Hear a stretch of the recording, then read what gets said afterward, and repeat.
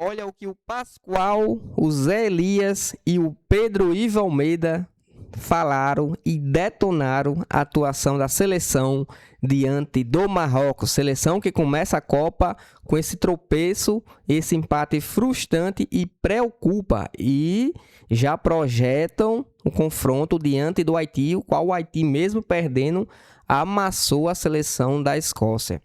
É novo por aqui, por favor, não esqueça de deixar aquele like, se inscrever no canal, clicar no botão Hype Vídeo e muito trabalho.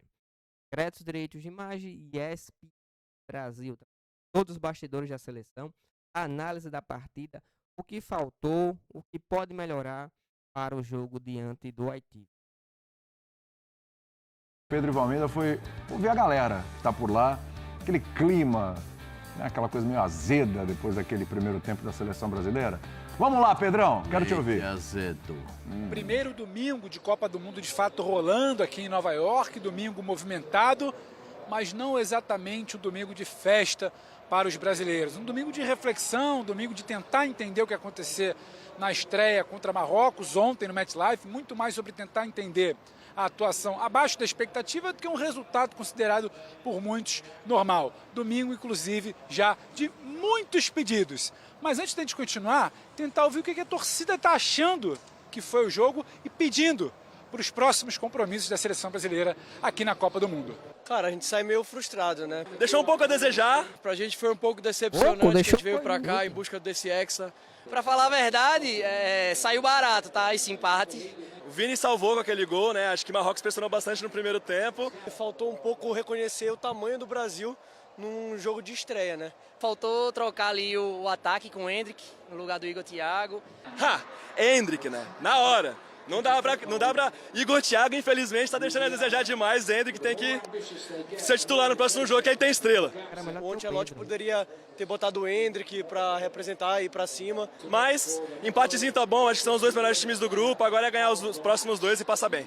É isso, deu para sentir o termômetro, né, da galera por aqui. Poucas mudanças na defesa, alguns pedidos no meio de campo, mas um deles unânime. Endrick precisa entrar no time, diz a torcida brasileira até aqui. Já deu para ver na entrevista de ontem de Carlo Ancelotti que esse assunto é delicado. Não quis responder quando foi confrontado com algo que já se apresentava no campo, uma questão que gritava ali antes mesmo do final da partida. Paralelo ao pedido do torcedor, é preciso entender como a comissão técnica enxerga o jogador que sempre quis chamar.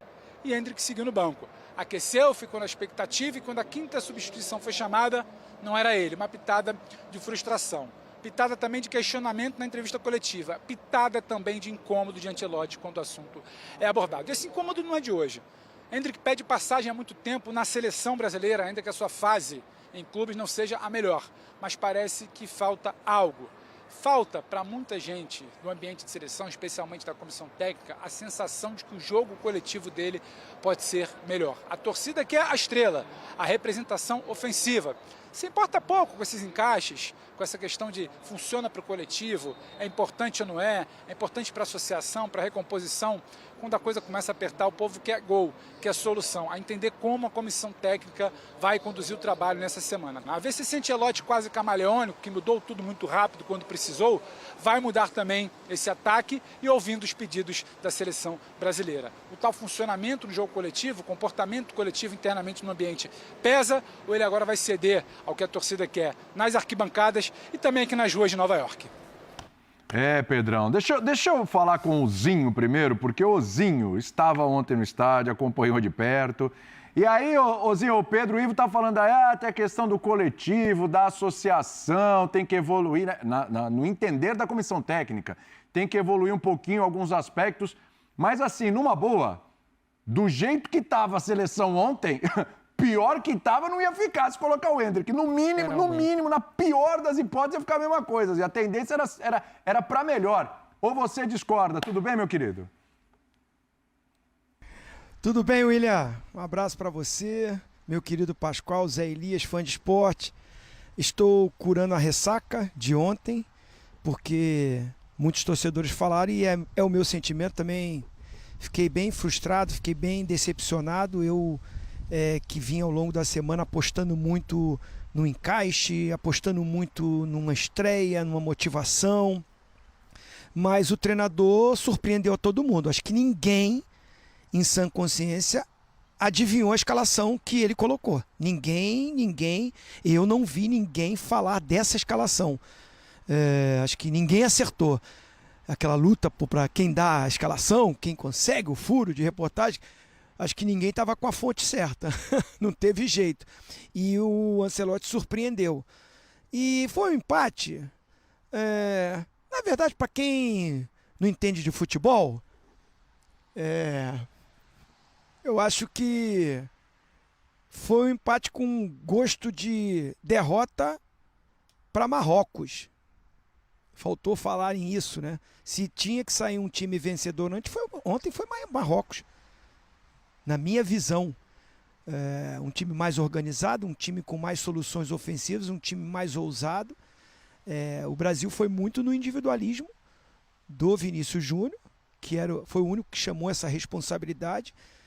A escalação e as mudanças do Ancelotti foram ruins, não foi um dia feliz do Ancelotti e até conservador mesmo, mais ainda, porque quando ele vai para o intervalo, sendo um time que foi mais pressionado, ou até conseguiu um empate e foi um alívio, eu particularmente estava ali nas cadeiras torcendo para acabar o primeiro tempo. E pensei, cara, vai voltar com uma formação tática diferente, porque não funcionou. Começa com o Rafinha pela esquerda, Paquetá pela direita. Inverte depois, porque viu que não deu certo, botou Paquetá para a esquerda para acompanhar a subida do Hakimi e botou o Rafinha para a direita. Também não funcionou. Para ficar nessas mudanças táticas, eu acho que assim, o Rafinha jogou pela esquerda, jogou pela direita, jogou por dentro e não jogou bem em nenhuma dessas funções. E ele não mexeu. Então foi mal o Ancelotti, foi mal na escolha e nas mudanças. Ficou com o Ryan no banco, ficou com Endrick no banco, ficou com jogadores. Demorou para colocar o Danilo no jogo. E a volta do primeiro tempo, segundo, foi pensando mais em segurar um empate do que vencer o jogo. Porque ele tira os dois jogadores que tinham cartão, preocupado de perder um jogador, tá bem. Tem uma lógica nisso. Mas já queimou 2 substituições no intervalo, já pensando em não ficar com o jogador a menos, porque sabia que o adversário estava melhor que ele. Então ele foi bem conservador, por isso perdeu a oportunidade de colocar alguns atacantes num modelo de jogo diferente, que não funcionou. Ainda bem que terminou empatado. O resultado acabou sendo até bom para o Brasil. Eu acho que foi ruim para Marrocos, porque pelo que o Brasil apresentou, ficou muito abaixo. A gente acabou de ver um empate. 2-2, Holanda e Japão. Um empate com proposta de jogo, com intensidade, com as duas equipes buscando gol, com as duas equipes sendo disciplinadas sem a bola, organizadas, mas nunca abrindo mão. Só lembrando que esse grupo aí de Japão e Holanda também de atacar, é um empate que dá gosto de ver, né? Aquele 2-2 com movimentação, com bom desempenho das duas seleções. Não foi o que eu vi do Brasil ontem e eu voltei aquele passo atrás, daquela minha confiança que eu tava, vou esperar. E não é contra o Haiti, né? Não é contra o Haiti que mesmo, acho que vence, que já vai fazer assim, agora tá tudo certo. Não, a gente tem que ver essa evolução e se o Ancelotti vai fazer mudanças, né, companheiros? Imagino que sim. Aliás, ele não repetiu a escalação da seleção brasileira em nenhum dos jogos como treinador da seleção. Então, esse agora, mais do que nunca, pede para que essa sequência seja mantida. Vai ter que mudar de novo. Agora, Zé, você que já fez várias estreias na sua vida, estreou em vários campeonatos na sua vida, Jogos Olímpicos, tem muitos questionamentos com relação à parte técnica, a parte do treinador, que é a parte coletiva, individualidades. Mas também se fala muito que o Brasil sentiu, e ontem isso foi tema na coletiva, né? De sentir um pouco a questão da estreia. São jogadores experientes, tem muitos experientes aí. Tem caras experientes de Copa do Mundo. O próprio Rafinha, o Casemiro, o Alisson, Bruno Guimarães já jogou Copa do Mundo, o Vinícius e Rafinha são caras que jogam finais de Champions League. Tá? Cara, dá para justificar uma ansiedade, um nervosismo numa estreia de Copa do Mundo, no nível que a gente viu os primeiros 30 minutos, justifica os primeiros 30 minutos, isso? Boa noite, William. Boa noite. Boa noite, Pascoal. Grande vovozinho. Vovozinho, se você me permite, rapidinho. Eu falei durante a semana, eu só errei no Danilo. Eu falei que ia jogar com o time que jogou contra o Egito, só que ele colocou o Danilo no lugar do Ibanez, na lateral direita, né? Foi. Porque eu falei, ele vai repetir o time, não tem jeito. Agora, uma outra coisa em relação ao que você está me dizendo, William, eu acho que não teve nervosismo, teve a dificuldade por aquilo que o Egito fez o nosso time passar. No caso do Marrocos ontem. Lógico. Marrocos pressionou a nossa equipe o tempo todo, nos primeiros 30 minutos, coisa que nós aqui estamos falando há um mês. Olha, o Brasil vai sentir a pressão, o Marrocos vai pressionar, vai jogar 30 minutos, depois ele recua para jogar no contra-ataque. Tudo aquilo que nós estávamos falando há um mês aconteceu. Mas são experientes, nervosos. O nervosismo começa com 5 minutos, aquela tensão de começar o jogo. Começou o jogo, acabou. Acabou. Você está pensando em tantas coisas ali, só que não esperava. 3 jogadores no meio-campo contra 2 do Brasil. O Paquetá perdido em campo quando tinha a bola. Sem a bola ele não sabia o que fazer. O Rafinha está até agora correndo, mas entrar no campo ele não entrou. E o Ibanez? Mas o Ibanez é o menos culpado. O Ibanez é um zagueiro improvisado para fazer uma função que não é dele, que é do Wesley.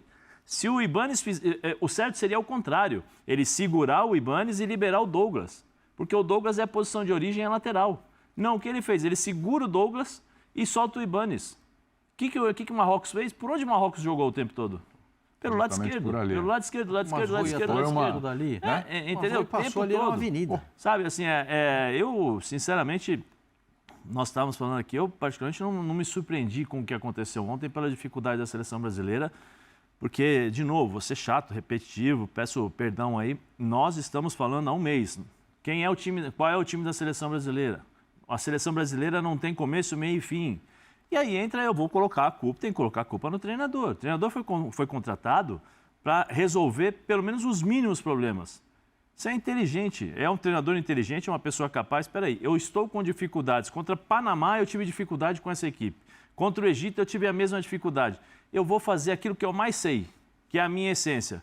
O jogo italiano. Ele falou pro vovozinho numa das conversas, vou de 4-4-2, vou fechar aqui as linhas, entrego a bola para o adversário e vou jogar naquilo que eu posso fazer mal e muito mal ao adversário, que é o contra-ataque com o Vini Júnior, talvez com o Rafinha, ou se não, outro jogador. E nós não fizemos isso. Nós tivemos um time totalmente perdido dentro de campo contra um time organizado, um time mais entrosado, e isso aí nós já sabíamos, mas o treinador tem que ajudar seus jogadores. Eu parto desse princípio. O treinador está vendo que está difícil, é uma dificuldade gigantesca, então vamos fazer o simples. E ele não fez, pelo contrário, ele dificultou mais e mais para os jogadores brasileiros. Se você observar o passe do Bruno pro gol do Vini, ele domina a bola e ele vai meio que dividindo com o jogador do Marrocos, né? E a bola sobra pro Vinícius. Então, assim, eu acho que tem que consertar muita coisa, tem que fazer muitos ajustes. Só que, assim, nós vamos jogar contra o Haiti. Precisamos ganhar, porque a Escócia já tem 1-0. Seria bom fazer um saldinho aí, né? Tem que fazer saldo. Marrocos, se deixar, vai atropelar. Esse time de Marrocos é bom, hein? William, eles são bons. William, assim, desculpa, nós estamos falando aqui, falei antes do jogo, o Pascoal falou, o vovozinho falou, Marrocos tem o contra-ataque, os zagueiros vão ficar de mano. Contra o Egito já foi assim, contra Marrocos não pode ficar, porque o Marrocos é melhor que o Egito. O que aconteceu? O menino de 18 anos dominou o jogo, o menino no meio-campo, o Boaldi, né? O moleque com 18 anos, ele deitou e rolou, ninguém fez nada. Jogou sozinho no campo, ficou nervoso, sabe? O Boaldi parece que ele não ficou nervoso. Acho que o Vini foi eleito o melhor em campo, mas é que o Vini fez o gol e tal, mas pra mim o melhor em campo foi ele. Foi o camisa 6, o Boaldi. O zagueiro da seleção no chão. O melhor em campo. Esses prêmios da FIFA aí, com todo respeito ao Vini, a gente sabe como é que funciona, né? Mas... Ô Pascoalzito, me diz uma coisa. Olhando pro jogo contra o Haiti, olhando o jogo de ontem, o que você muda? Vamos lá, quais as mudanças? Tudo. O vovozinho já deu essa deixa aqui, inclusive. Vamos lá. O William, você sabe que o meu respeito pelo Zinho é interminável, né? Sim. E lá vem, hein? Não, eu tenho a mesma visão que ele. Eu queria sempre ver o copo cheio, mais cheio do que vazio. E a gente até conversou sobre isso ao longo da semana. Mas às vezes eu não quero ter razão. Você está preocupado, né? Não, eu não queria ter razão de como jogar, como eu apresentei como jogava a seleção do Marrocos. Sim. Porque Tava tudo ali. Eu não queria ter razão. Você queria errar. Eu não queria ter razão. Eu queria ter o resultado da seleção brasileira. Mas eu esperava que pelo menos quem vê jogo para a seleção brasileira pudesse ter visto como joga a seleção de Marrocos. Parece que nós entramos no jogo onde desconhecíamos o adversário. Era um desconhecido. O Brasil enfrentou um desconhecido. E nós falamos aqui, eu quero falar aqui, que passa mais por nomes do que por tática. Passa mais por individualidade do que por arrumação. Literalmente. É uma aberração, coitado daquele rapaz do Ibanhas de lateral direito. Isso é uma aberração. Improvisado. Isso não é uma seleção, é uma aberração. Sim. É uma aberração o Casemiro no meio-campo, o que ele fez ontem com a seleção brasileira. É uma aberração. É uma aberração não poder tirar o Rafinha. Não é possível tirar o Rafinha? Alguém vai ter a coragem de tirar o Rafinha e dizer: eu tenho os dois dos 5 melhores jogadores do mundo. Mas o que é que jogou o Rafinha? Nada. O que é que ele está jogando? Vocês podem me explicar? E prejudicando o Matheus Cunha, né? Matheus Cunha entra para fazer marcação Aí o com Matheus Rafinha. Cunha entra, tira o absurdo. centroavante, bota o Matheus Cunha para jogar de ponta esquerda. Para soltar o Rafinha. Ai, Jesus, eu preciso... Sabe como aquele personagem... É o treinador, né? É o treinador aí. É o treinador, Não, é isso? tô falando isso, É, treinador. você tá falando de individualidades, né? O Zito tá lembrando, é o treinador. Não. Quando aqui no programa eu falo, às vezes critico um treinador estrangeiro, vem já o pessoal falando que eu quero defender treinador brasileiro. Mas vai um treinador brasileiro começar a Copa do Mundo com a escalação que ele fez Fosse o e Tite, com as hein? mudanças que Já ele fez, tinha se não caído estaria faz sendo tempo. massacrado hoje. Hoje seria Eu uma não tô vendo avalanche. ninguém muito cornetando, tá Tem falando razão, muito dos Zinho. jogadores, estão falando muito dos jogadores. Isso. Pelo amor de Deus. Tem, O Ancelotti foi muito mal ontem. perfeito, Zinho. É mais Mal a é pouco. individualidade. Porque é a individualidade do treinador, a individualidade dos jogadores em campo. Se você tirasse os 4 zagueiros da seleção brasileira ontem no intervalo, você faria errado? Não. Se você tirasse os 4 zagueiros e o volante, É que ontem você não podia erraria? substituir 11, que nem no amistoso, Você né? erraria? Acho que ele não lembrou Então, disso. aí eu me lembro do Vanderlei Luxemburgo. Uma vez, numa entrevista, eu falei pro Vanderlei Luxemburgo: você já mudou logo os 3 no intervalo. Ele falou: se pudesse, mudaria os 11. Mas só podia fazer 3 alterações. Pascoal, ele entrou com o segundo tempo com medo, Pascoal. Ele entrou para não perder. A verdade é essa, porque as substituições ali era sai Igor Thiago, entra Hendrick, sai o Rafinha, entra o Luiz Henrique ou o Ryan ali pelo lado, entendeu? E tira o Paquetá, põe um outro jogador pelo lado do campo. Você põe 2 jogadores de meio campo, 2 jogadores de pontas para partir para cima abertos e o Vini Júnior junto com o Hendrick ali na frente. Tenta ganhar alguma coisa, tenta As duas jogar. primeiras substituições teve a história do cartão, mas estavam. O Casemiro e o Ibanez era pra trocar, né? que- Com o cartão Tava sem horrível. O cartão, Horrível. Tava sem pra mim condição. tem nome, isso é subterfúgio. É subterfúgio. Concordo Porque eles com jogaram você. nada no primeiro tempo. Concordo com você. O Zinho estava no estádio e pode falar melhor que eu. Eu, vendo o jogo, fiquei com medo. Eu falei: Jesus, esses caras vão encaçapar, vai ser uma tristeza, vão fazer 4-0 no primeiro tempo, isso vai virar uma tragédia.